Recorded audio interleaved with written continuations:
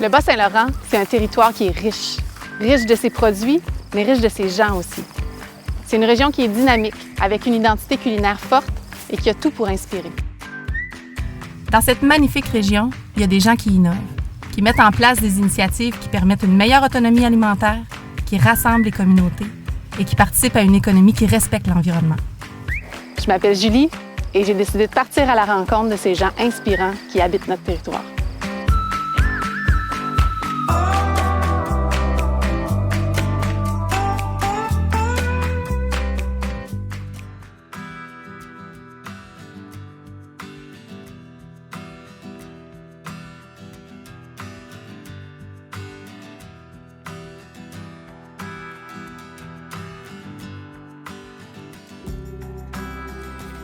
Je suis en compagnie de Éric et René, deux professeurs vraiment extraordinaires de l'école secondaire Cabano, qui sont en train de me faire la visite du projet Servi, un projet qui nourrit autant l'esprit, le ventre que le cœur.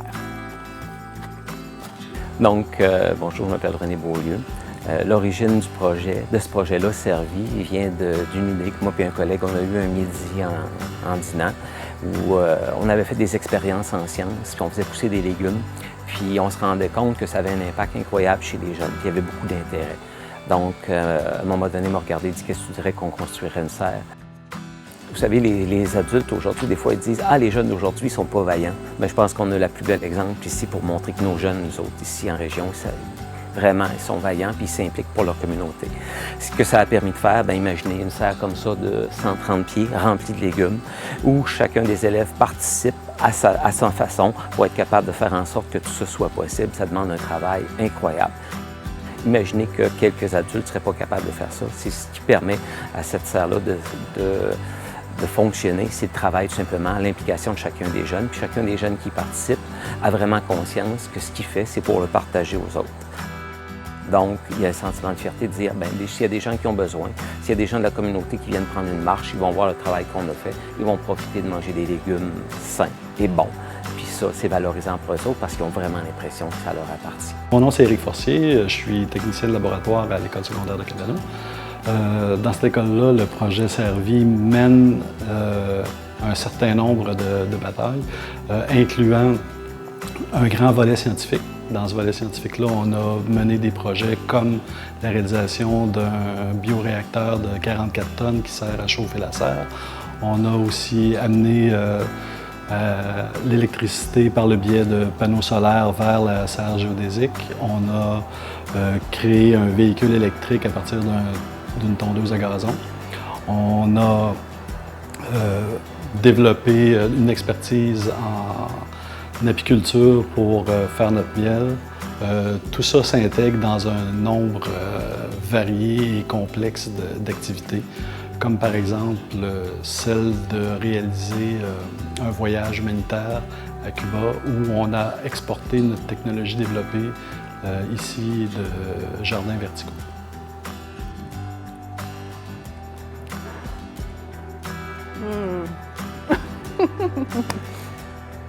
Vous savez, quand on a parti ce projet-là, notre rêve, c'était appartenir à une communauté. Et on trouve ça formidable quand il y a des élèves qui nous croisent dans le hall et qui disent « Hey, j'aimerais ça aller à Serre aujourd'hui.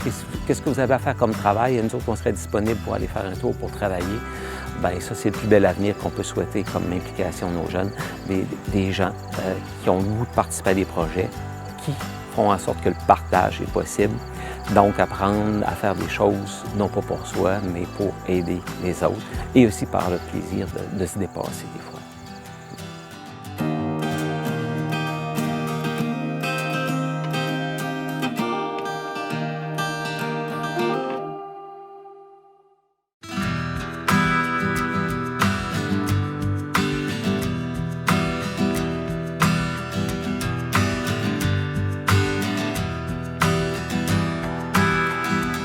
Quand on regroupe aquaculture, hydroponie et un groupe d'étudiants de sciences, lettres et arts, ça donne Slaquaponie au Cégep de Rimouski.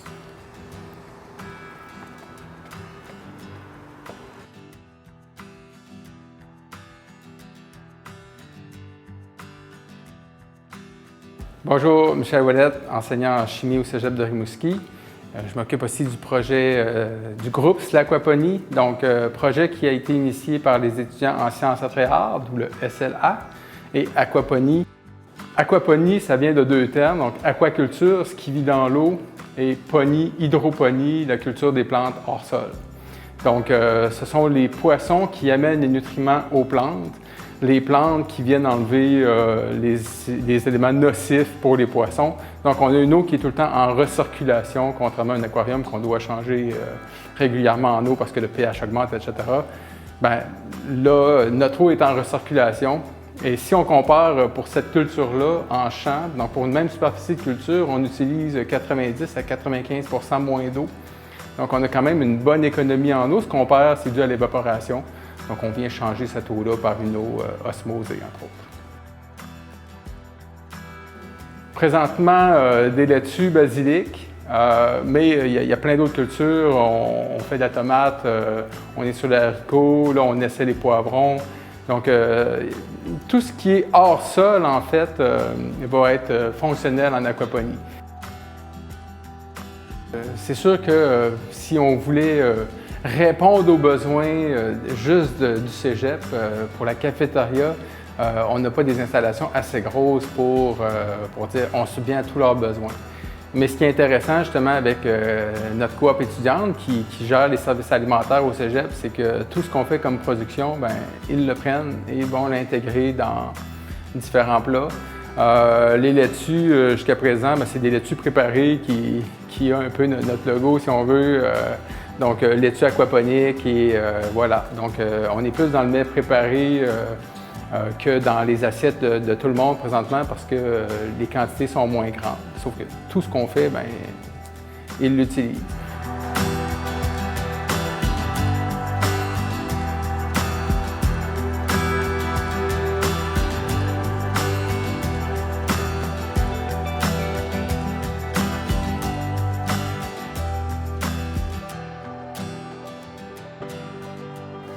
L'école Lévesque à Saint-Donat est une école primaire qui a choisi de mettre en place un jardin pédagogique qui bénéficie à toute une communauté.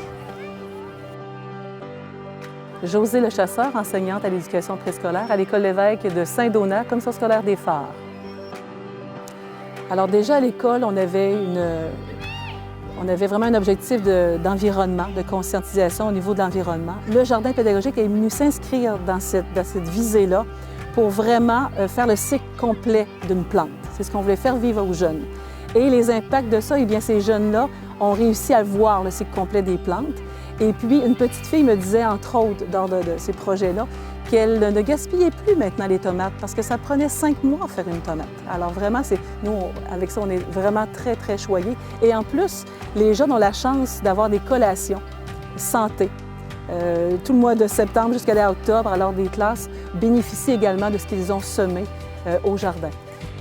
Un jardin pédagogique est avant tout un lieu de vie, un lieu où les jeunes peuvent voir concrètement qu'est-ce que les plantes nous apportent comme nourriture, qu'est-ce qu'ils ont dans leur assiette. Pédagogique parce que ça rejoint également notre programme de formation en mathématiques, en français entre autres, mais surtout aussi la conscientisation des enfants sur l'impact que tu peux avoir à l'école, même les tout petits, de 4 ans à la 6e année. Alors, c'est ce volet-là qu'on voulait faire vivre à nos jeunes. Plusieurs choses qu'on fait, en fait. Donc, on donne des collations aux élèves. Donc, pendant tout l'automne, les élèves bénéficient de collations santé. Donc, c'est important, la santé. Puis aussi, on s'en sert dans des recettes. Les jeunes font plusieurs recettes parce qu'on veut qu'ils apprennent d'où vient le légume, donc sa provenance, puis aussi quelle autre recette on peut faire avec ces légumes-là.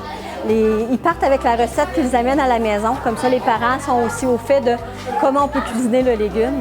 Et chose très importante, quand on a beaucoup de légumes, bien, on peut donner puis offrir des paniers de légumes à la maison.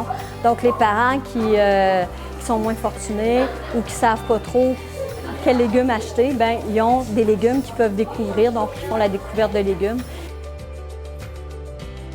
Moi, ce que je voudrais dire, c'est que c'est possible. De réaliser un projet comme ça, c'est possible ensemble. Il faut rêver grand pour avoir un peu plus petit. Mais si chacun on a un rêve, on peut le réaliser. Parce qu'autour de nous, on a une belle communauté. Hein. Il faut tout un village pour élever un enfant. Alors ça, ce projet-là, on en a la preuve.